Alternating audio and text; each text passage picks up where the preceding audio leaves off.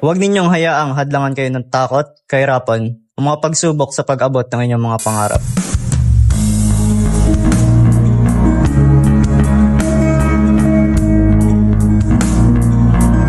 Gamitin ninyo ang bawat aklat na inyong binabasa, bawat aral na inyong natututuhan at bawat karanasang inyong pinagdaraanan bilang sandata upang maging mas mabuting tao at mamamayan.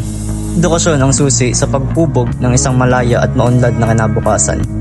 Nasa inyong mga kamay ang pagkakataong ipagpatuloy ang laban para sa katotohanan, katarungan at pagmamahal sa bayan.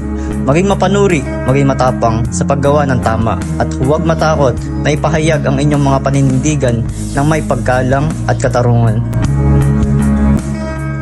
Kung may isang leader na pipiliin ko ang taong inuunang itokson kaysa pansariling interes.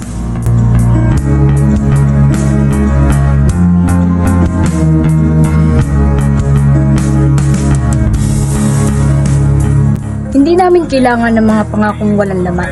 Kailangan namin ng leader na may paninindigan at malasakit.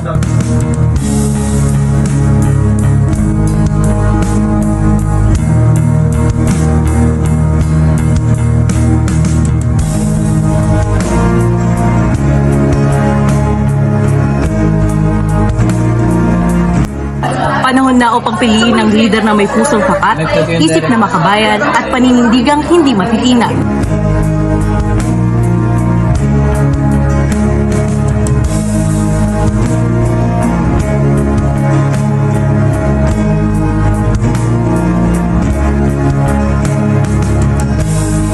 Sindihan ang pagbabago. Sindihan ang pagbabago. Sindihan ang pagbabago. Edukasyon ang tanging paraan. Kahit buhay ang suli sa bayan at ating lahi, nailayan mo tanging tuwid. Pamag-alaw, mag-alaw,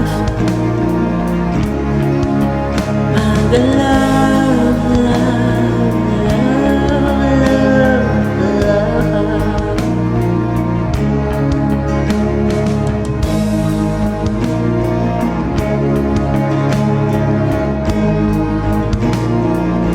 Si Rizal ang senador ko.